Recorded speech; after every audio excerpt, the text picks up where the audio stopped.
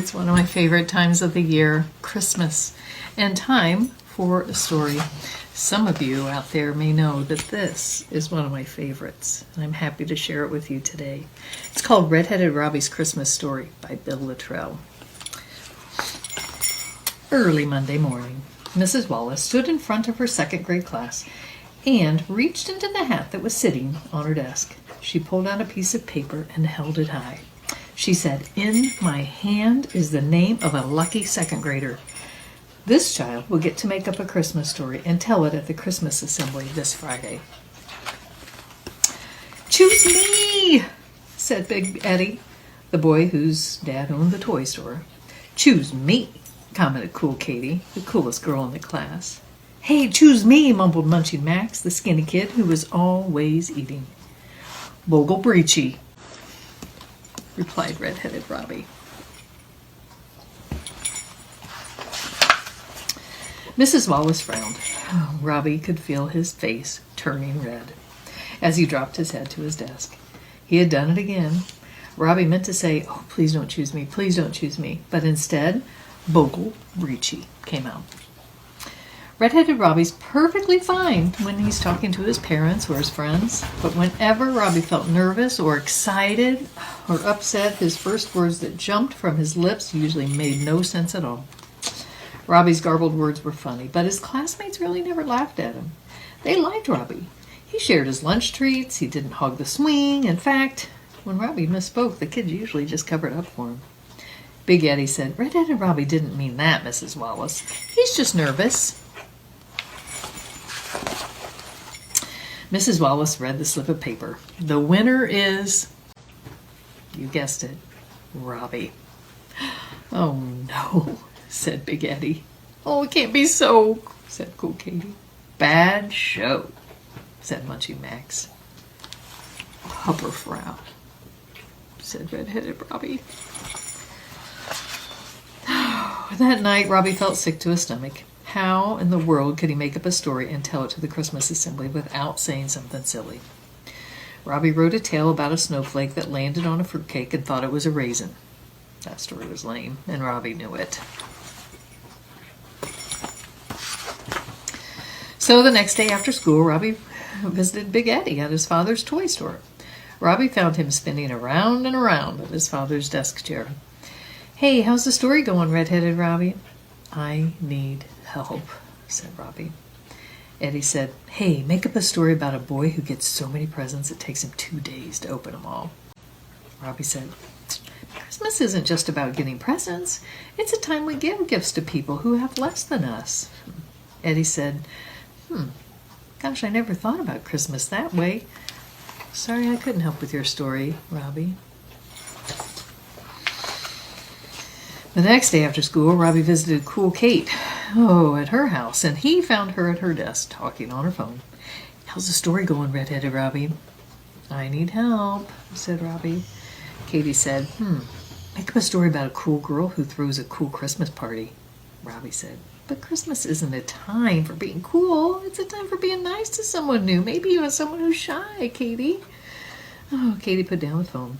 "I never thought about Christmas that way. Sorry I couldn't help." The next day after school, Robbie visited Munching Max, and he found Max in his bedroom, staring at a box of broken candy canes.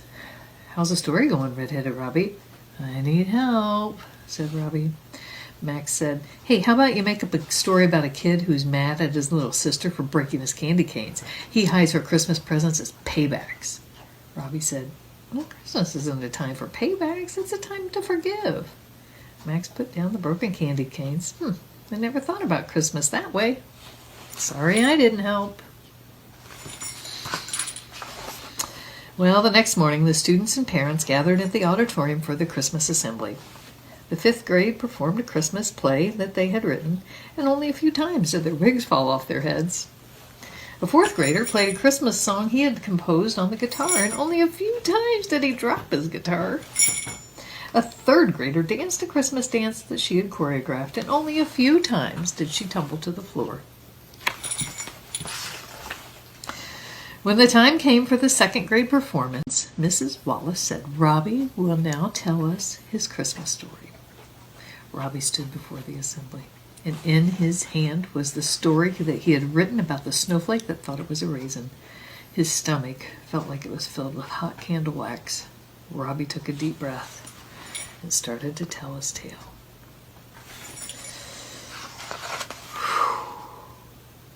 "What we waisin'?" he said.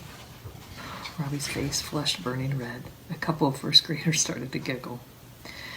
Robbie tried to talk again. "Gleben Gloppenglope," he said. A couple of fifth graders whispered to each other. And again, Robbie tried to speak. "Shemina make a flanket," he said. A couple of fourth graders pointed at Robbie. His story was a disaster, and he knew it. He felt ready to burst into tears and put his hands over his eyes. But suddenly, Big Eddie left his seat and walked to the stage. And he stood next to Robbie, and he put his arm around him, and he said, "Redheaded Robbie knows a Christmas story. It's about a boy who thought that Christmas meant one thing, getting presents. And then a little angel with red hair visited that boy. The angel told him that Christmas is a time for giving to people who don't have as much. And the angel left, and then the boy asked his parents to give some of his presents to the kids at the homeless shelter. That's Redheaded Robbie's Christmas story." Suddenly, Cool Katie left her seat, and she stood next to Robbie and held his hand. Redheaded Robbie knows a Christmas story of a girl who thought that Christmas was all about being cool. Then a little angel with red hair visited that girl. The angel told her that Christmas is a time for being nice to someone new, maybe even someone who's shy. After the angel left, that girl visited a shy girl and played with her. That's Redheaded Robbie's Christmas story.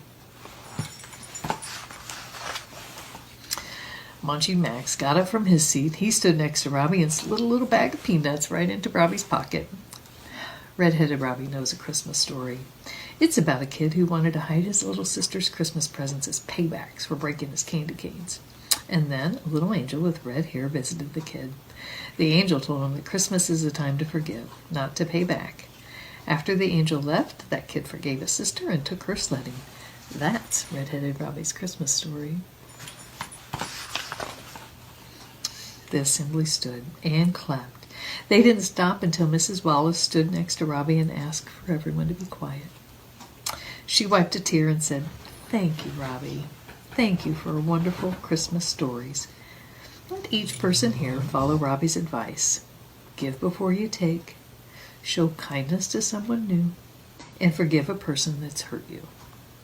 Mrs. Wallace looked at Robbie. "Did I forget to say anything, Robbie?"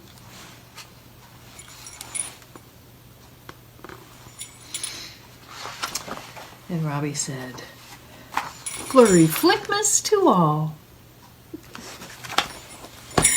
Thank you for joining me for this story.